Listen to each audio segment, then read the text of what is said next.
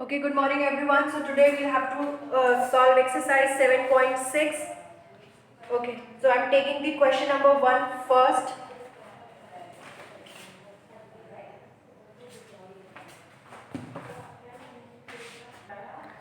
Okay, we'll take question number first. First, part A. Okay, 2 by 3 plus 1 by 7. In either of the way you can solve the question. In the last class I have told you about two methods of solving the question. You can choose any of the two methods according to your choice. Okay, so here you have to add these two. First we have to take the LCM of 3 by 7. The LCM of 3 and 7 is 21. Okay, so first you have to divide the denominator by the LCM. So अब आप जब 3 को 21 को 3 से divide करोगे you will receive 7 as question. 21 3 7 times it will go. Okay, so 7 is your question. You have to multiply the question by the numerator. Then you have to divide number 21 by 7. Your question is 3. Again you will multiply the numerator by the question. Okay, 2 sevens will give you 14, 1 threes will give you 3. So 14 plus 3 will give you 17. 17 by 21 is your answer. This is the first way. हमने एक और method देखा था example में. Second method. In both the methods, first you have to find the LCM. So again 7 और 21 का LCM is 7. 3 और 7 का LCM is 21. इस मेथड में आपको क्या करना है? इसमें मेथड में आपको डिनोमिनेटर्स को इक्वल करना है. ठीक है, तो 2 by 3 में आप denominator में which number will you multiply with the denominator so as you may get 21 in the equivalent denominator. So 3 में आप 7 multiply करोगे then only you will get the denominator 21 in the equivalent fraction. If you have multiplied number 7 in the denominator, so you have to multiply the same number with the numerator also. तो आप 7 ऊपर भी multiply करोगे तो 2 sevens will give you 14. So this 14 by 21 is the equivalent fraction of 2 by 3. Again आप दूसरी fraction लेंगे. Your fraction is 1 by 7. ठीक है, तो which number you will multiply with 7 so as to get 21 in the equivalent fraction denominator. equivalent fraction के denominator में 21 आपको मिले. इसके लिए आप अपनी given fraction में किस number को multiply करेंगे, this you have to check. 7 threes will give you 21. If you have multiplied 3 in the denominator, same number you will be multiplying in the numerator as well. ठीक है, तो 3 ones will give you 3. So these are the two equivalent fraction of the.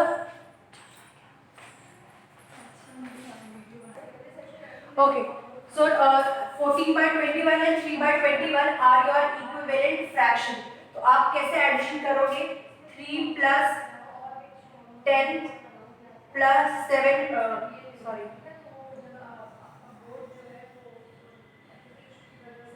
2 by 3 plus 1 by 7 कि आपने दो equivalent fractions निकालनी है दोनों numbers की. तो इक्विवेलेंट फ्रैक्शन क्या है? 14 by 21 plus 3 by 21. Since the denominator is same तो आप न्यूमरेटर को एज इट इज ऐड कर दोगे 17 by 21. You can see in both the methods हमारा जो ये आंसर है वो सेम आया. दोनों मेथड में आपको एलसीएम फाइंड आउट करना है. बस इस मेथड में क्या है? First of all you multiply you divide the denominator with the LCM and जो क्वेश्चन आता है उसको आप न्यूमरेटर में मल्टीप्लाई करते हो. और सेकंड फ्रैक्शन में सेकंड मेथड में आप वो नंबर फाइंड आउट करते हो जिससे मल्टीप्लाई करने के बाद आपको आपका जो न्यूमरेटर है वो एक इक्विवेलेंट फ्रैक्शन मिले. तो in both the two methods you can choose any method but steps should be clear. Each and every step should be there in your solution. कोई भी एक step skip करोगे then you will get 0 marks for that.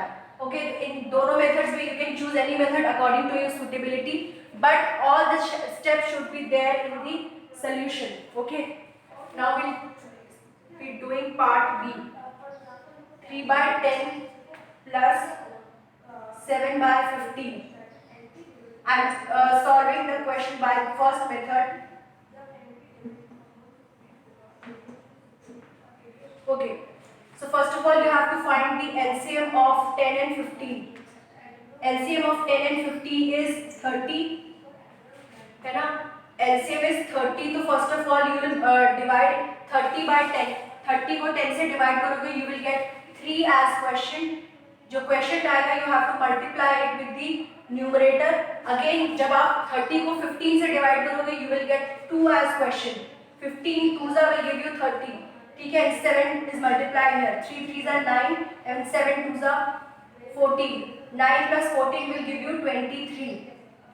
9 plus 14 will give you 23. So answer is 23 by 30.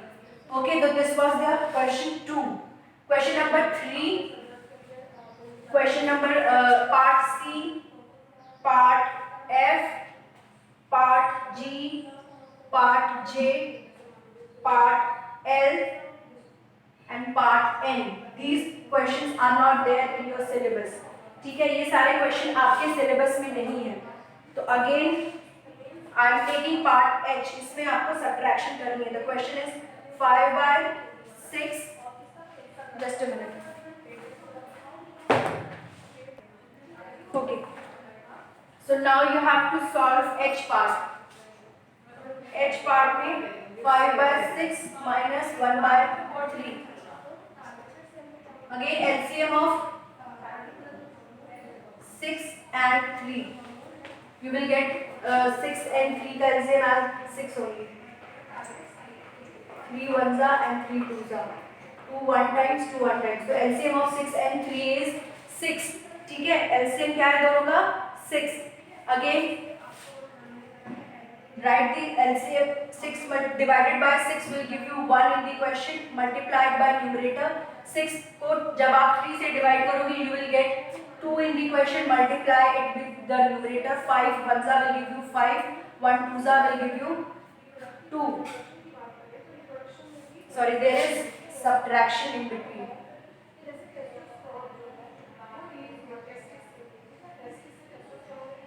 तो 5 minus 2 will give you 3 and नीचे 6. अब आप देख सकते हो कि 3 by 6 को you can further reduce the fraction in the simplest form. तो reduce करने के लिए हमें HCF फाइंड करना होता है 3 और 6 का. 3 और 6 का कॉमन फैक्टर HCF जो आएगा वो 3 ही आएगा. ठीक है, तो 3 ones and 3 twos. तो 1 by 2 is your final answer. ठीक है, जैसे आप बीच में एडिशन करते हो you can do the subtraction also. ठीक है, subtraction और addition में there is no difference. The process is similar. अब हम तीन नंबर्स की फ्रैक्शन को ऐड कैसे करते हैं वो देखेंगे. Same is the process. Find the LCM and solve the question. चाहे दो नंबर दिए हो चाहे तीन फ्रैक्शंस दिए, that will make no difference. Okay, firstly you have to find the LCM of denominator, that is 3 4 2. 3 4 2 का you have to find the LCM. तो 3 1 times will go, 2 1 times, 2 times, 1 times and 2 1 1 and 1. So LCM will be 3 2s are 6, 6 2s are 12. So 12 will be the LCM of 3 4 and 2. Okay. Now in the next step you have to divide the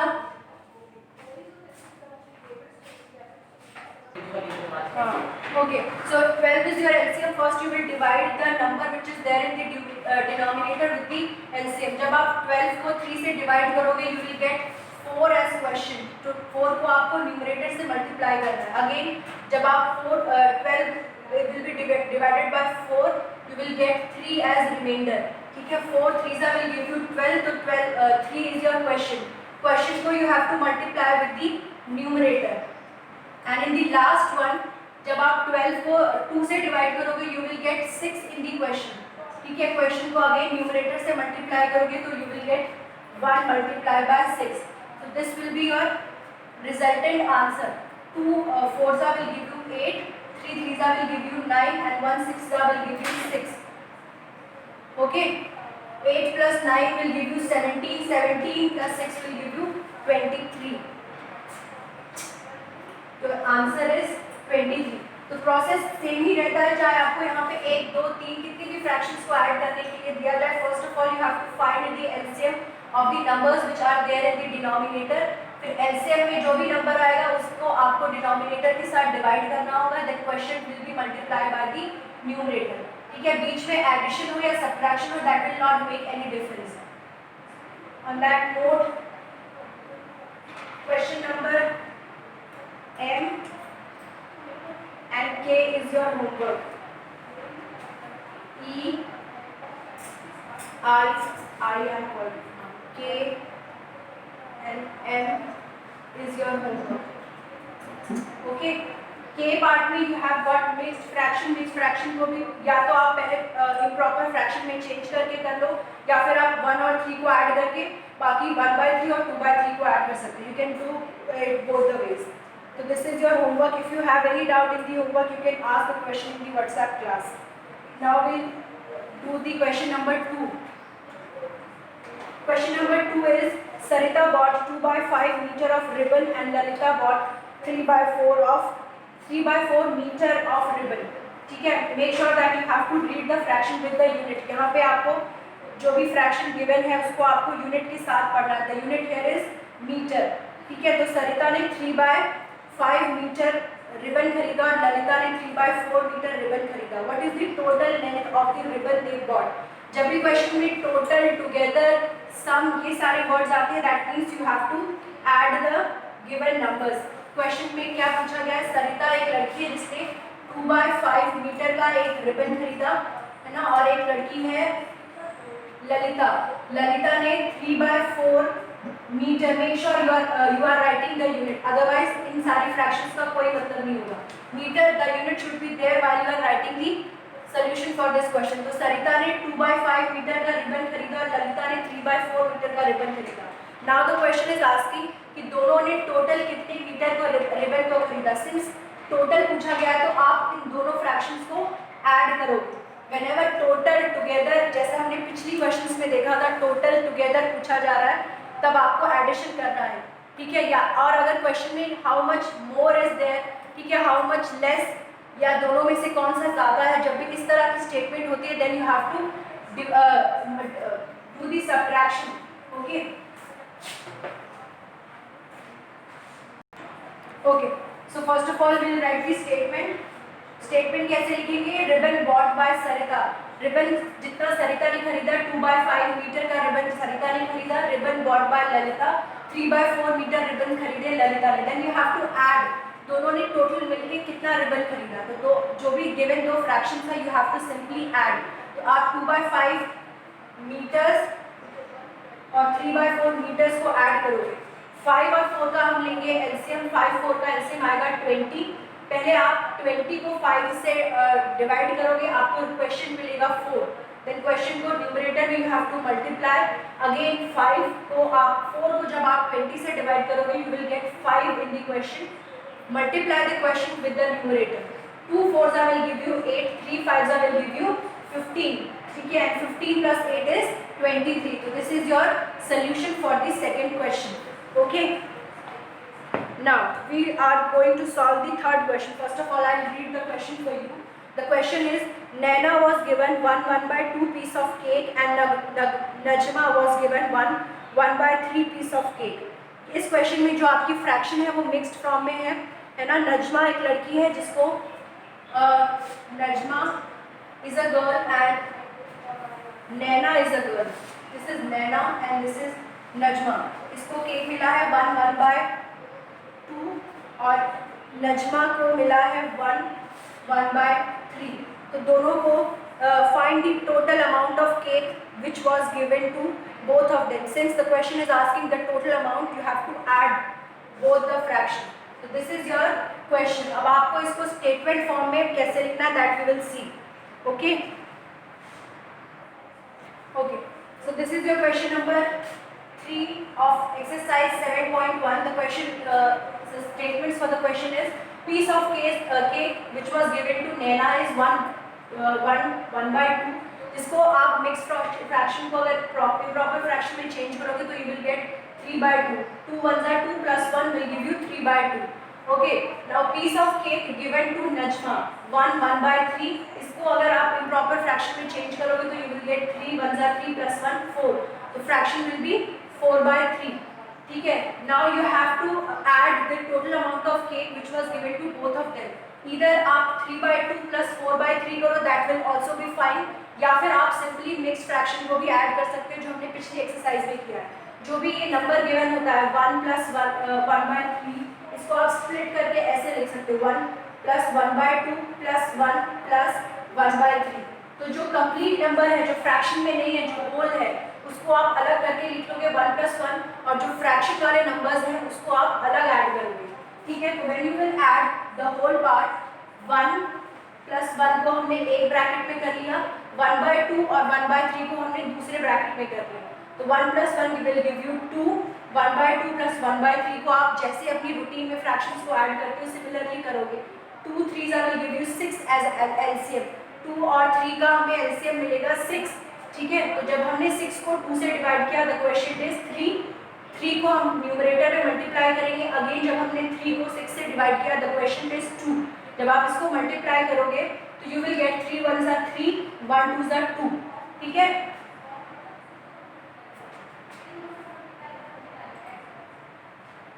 ये हमारा whole जो numbers थे 1 plus 1 उनको अलग रखेंगे. 3 plus 2 will give you 5/6. इसको आप 2 5/6 के फॉर्म में भी लिख सकते हो. तो 2 5/6 is your answer. Okay. Now जो इसके बाद वाला क्वेश्चन है, क्वेश्चन नंबर 4, वो फिल इन द ब्लैंक्स है ना, जिसमें आपको B part is not there. Question number 4 का B part is not there in your syllabus. A और C part you will do in your homework. बहुत easy है, पिछली एक्सरसाइज पे ही बेस्ड है. ठीक है. तो try to do this question. If you have any doubt then you may ask it again in the class.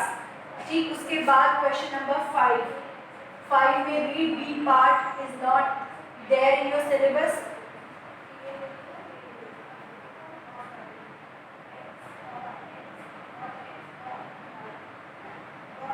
A box is given to you in the question.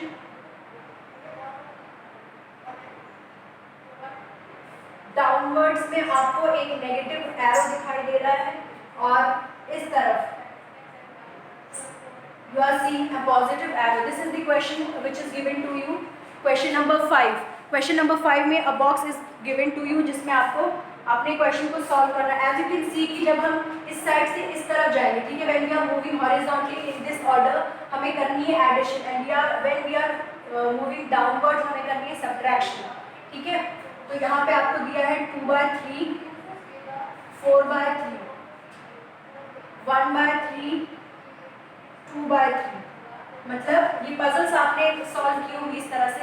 जब आप इस तरफ मूव करोगे तो आपको इन दोनों को ऐड करना है.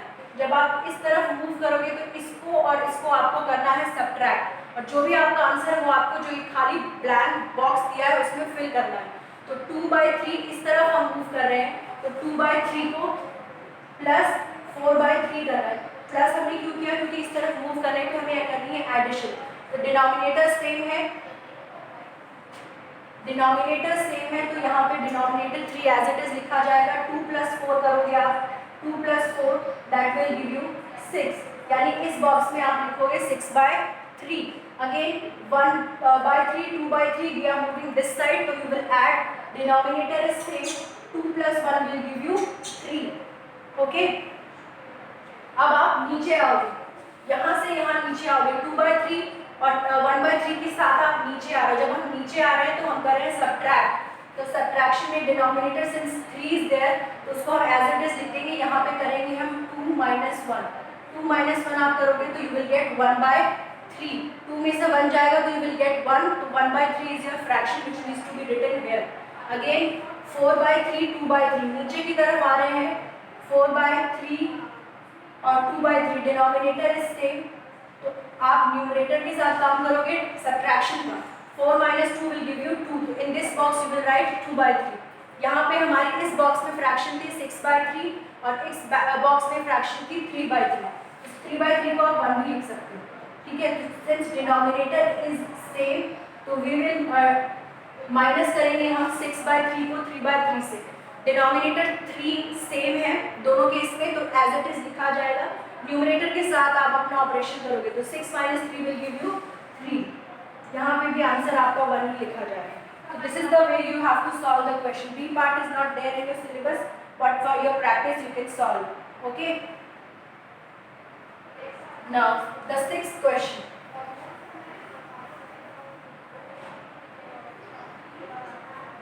Sixth question में a piece of wire 7 by 8 meter long broke into 2 pieces.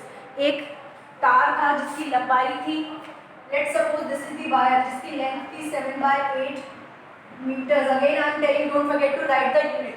7 by 8 meters. फिर वो दो टुकड़ों में बट गया, ये और ये. ठीक, एक पीस की जो लेंथ थी वो 1 by 4 मीटर है, दूसरे पीस की जो लेंथ है that you have to find. ठीक, तो एक वायर में से कट के हमें दो वायर मिले हैं, है ना. ये टोटल लेंथ पूरी 7 by 8 थी. तो लेट्स सपोज यहाँ से यहाँ तक का अगर 1 by 4 था, तो यहाँ से यहाँ तक का कितना होगा, यहाँ से यहाँ तक का होगा 7 by 8 माइनस 1 by 4. जितना लंबा वायर था और जितने की एक पार्ट का अगर हमें वैल्यू पता है, तो जितना टोटल हमारा वायर था उसको जो वैल्यू आपको पता है उसमें से माइनस कर दोगे तो आपको पता चल जाएगा कि जो दूसरा पार्ट है उसका लेंथ कितना है. तो this is the question and now we will write this statement. Again I am repeating, question में आपको एक वायर दिया है जिसकी लेंथ है 7 by 8 मीटर्स. वो वायर किसी भी रीजन से दो पार्ट्स में बट जाता है. एक पार्ट की आपको वैल्यू दी है 1 by 4, दूसरे पार्ट की आपसे वैल्यू पूछी जा रही है. तो आप कैसे करोगे क्वेश्चन को, आप यू विल जस्ट सिंपली जो भी हमारी टोटल लेंथ थी उसको आपकी जो एक पार्ट की लेंथ गिवन है उससे माइनस करोगे. तो 7 by 8 माइनस 1 by 4. ठीक है, तो this question I am giving you as homework. Write the statements, है ना. Try to write this statement. मैंने आपको बता दिया दोनों को सब्ट्रैक्ट करके आपको दूसरे पार्ट की लेंथ पता चलेगी. तो do it in your homework. ठीक है, try to write the statements and if there is any problem you may ask the question in the WhatsApp class. Okay, now the next question.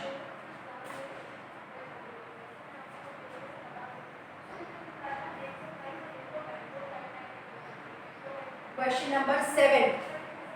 Question number 7 में नंदिनी's house is 9 by 10 kilometre from her house. ये नंदिनी का घर है and this is school.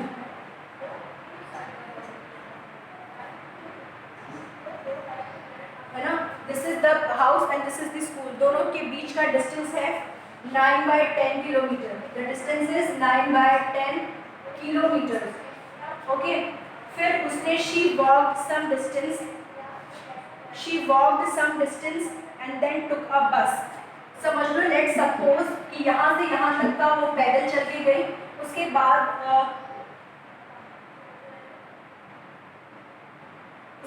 का यहाँ से फिर उसने एक बस पकड़ ली, है ना. बस से फिर वो अपने स्कूल गई. तो बस से स्कूल तक का जो डिस्टेंस था वो 1 by 2 किलोमीटर था.